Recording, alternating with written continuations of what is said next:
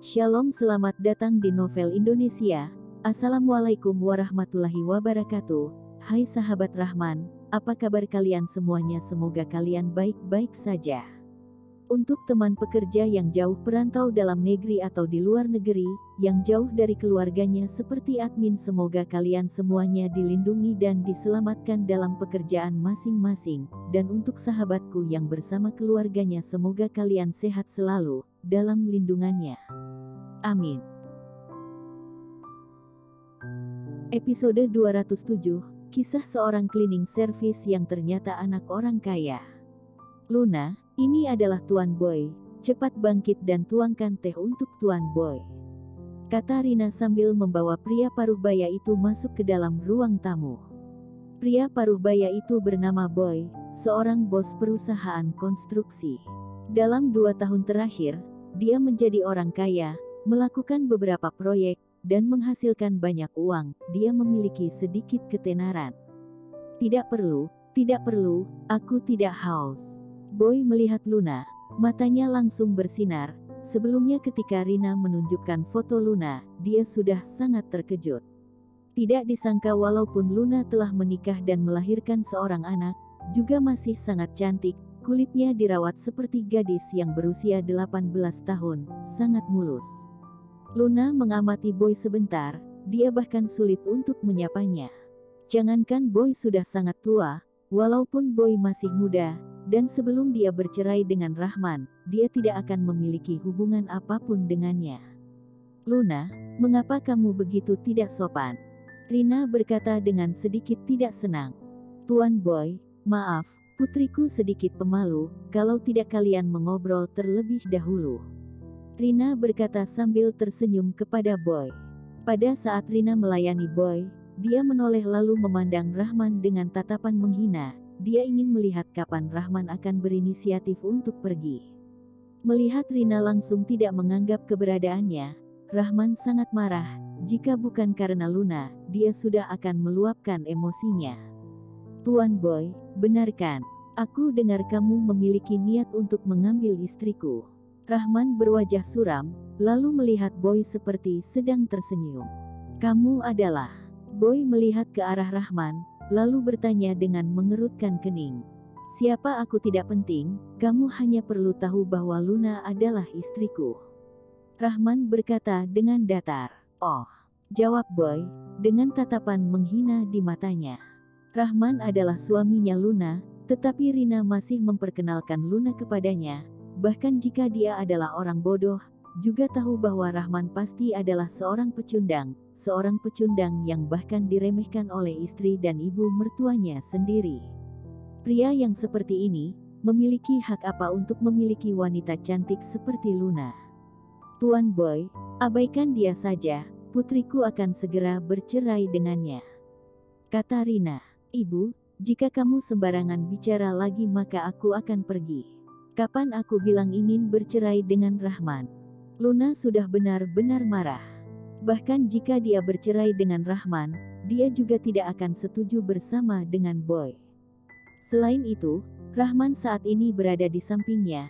Ibunya begitu tidak berperasaan, sama sekali menganggap keberadaan Rahman tidak ada.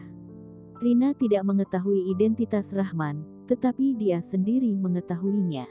Bos perusahaan bintang 8 saat keluarga Raffi memprovokasinya, dia langsung membakar gedung keluarga Raffi, dan masih mendengar bahwa perusahaan properti Jotun keluarga Raffi juga diledakkan sampai rata dengan tanah. Dapat dilihat bahwa Rahman adalah pria yang kejam. Ibunya masih menghina Rahman seperti ini. Dia tidak tahu apa yang akan terjadi ketika Rahman mengamuk. Ibu, tidak bisakah kamu lebih diam? Kakak ipar masih di sini, dan kamu memperkenalkan pria lain kepada kakak. Kamu anggap kakak ipar sebagai apa? Lisa juga melihat amarah di dalam mata Rahman. Setelah kejadian kemarin, dia juga mengetahui bahwa Rahman hampir menghancurkan keluarga Raffi. Tidak peduli apakah dia mengakuinya, setelah kejadian kemarin, pandangan dia terhadap Rahman telah sepenuhnya berubah. Dia juga tidak bisa mengatakan dengan jelas perasaan seperti apa itu. Tetapi dia tahu bahwa dia sudah tidak memiliki pendapat terhadap Rahman seperti sebelumnya. Kakak ipar. Dia tidak layak menjadi kakak iparmu. Dibandingkan dengan Tuan Boy, dia masih kalah banyak dengannya. Rina berkata dengan dingin. Bibi Rina sudah terlalu sungkan. Semua orang memiliki kehendaknya sendiri, juga memiliki nasib mereka sendiri. Mungkin saudara Rahman masih belum sampai pada waktunya. Oh iya, saudara Rahman, apakah kamu sudah memiliki pekerjaan? Apakah perlu aku membantumu? Kebetulan perusahaanku kekurangan seorang cleaning service. Aku lihat kamu cocok untuk menjadi seorang cleaning service. Boy melihat ke arah Rahman, lalu berkata dengan bercanda. Luna mendengar bahwa Boy ingin menyindir Rahman, tatapan matanya penuh dengan kekonyolan. Dia bahkan ingin bos dari perusahaan bintang 8 menjadi cleaning service di perusahaannya. Bahkan jika perusahaanmu adalah Gedung Putih Morstandia juga tidak memiliki kemampuan ini. Mata Tuan Boy benar-benar sangat bagus, kebetulan dia pernah menjadi cleaning service.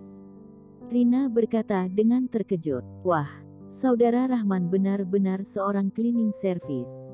Saudara Rahman, aku serius, jika datang ke perusahaanku sebagai cleaning service, aku akan memberimu gaji 2 kali lipat. Boy berkata dengan ekspresi serius. Oh, benarkah begitu? Kalau begitu beritahu aku nama perusahaanmu. Rahman tersenyum konyol, lalu bertanya. Perusahaanku bernama Central Asia, jika kamu ingin, besok sudah boleh datang bekerja. Boy berkata sambil tersenyum. Central Asia, bukan? Sangat bagus. Rahman tersenyum, kilatan tajam muncul di matanya. Kemudian dia mengeluarkan ponselnya lalu menelepon seseorang, dalam waktu 10 menit, buatlah. Properti Central Asia bangkrut. Oh iya, sekalian selidiki apakah bos mereka bernama Boy. Setelah selesai berbicara, Rahman menutup teleponnya. Mendengar perkataan Rahman, Rina dan Boy tidak bisa menahan tawa.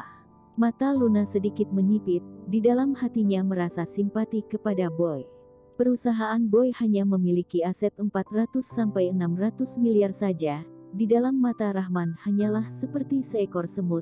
Rahman ingin menghancurkan perusahaannya, itu hanya perlu beberapa menit saja. Rahman, oh Rahman, kamu sudah terlalu percaya diri. Kamu pikir siapa kamu? Masih ingin membuat perusahaan Tuan Boy bangkrut? Bisakah kamu jangan begitu memalukan? Rina tidak bisa menahan untuk menertawakannya. Boy tidak bisa menahan untuk mencibirnya. Mengamati Rahman sebentar lalu berkata, bocah, apakah kamu masih hidup dalam mimpi? Dalam 10 menit membuat perusahaanku bangkrut, denganmu. Aku pikir, apakah kamu mengira kamu adalah seorang cleaning service, yang sangat hebat bertarung, atau mengenal beberapa orang yang hebat dalam bertarung, jadi kamu meminta mereka untuk menghancurkan perusahaanku? Oh, kalau begitu kita lihatlah setelah 10 menit. Rahman berkata dengan datar. Sok hebat. Boy mendengus berat, meskipun dia tidak percaya Rahman dapat membuat perusahaannya bangkrut, tetapi sikap Rahman membuatnya merasa sangat tidak senang. Dia adalah pemilik Central Asia, dan dia termasuk orang kelas atas di kota Yusoda. Rahman hanyalah seorang cleaning service, memiliki hak apa untuk sok bertingkah hebat di hadapannya? Bocah, meskipun aku tidak tahu mengapa kamu berani membual di hadapanku, tetapi aku akan memberimu kesempatan untuk memilih.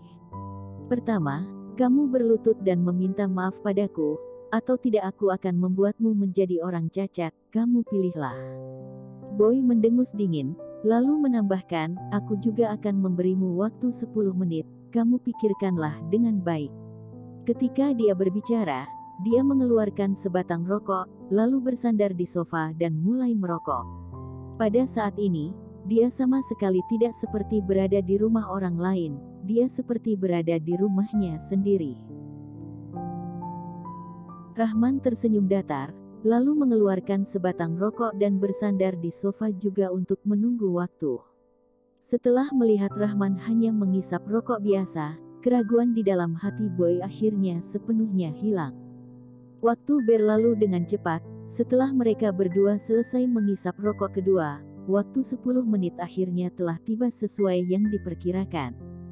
Bocah, apakah kamu ingin berlutut dan meminta maaf sekarang, Atau aku menyuruh orang datang mematahkan sepasang kakimu. Boy mengeluarkan ponselnya lalu memutarnya. Tiba-tiba, ponselnya berdering. Setelah terhubung, seluruh tubuhnya langsung bangkit dari sofa, dengan wajah yang sangat muram melihat Rahman. Bersambung.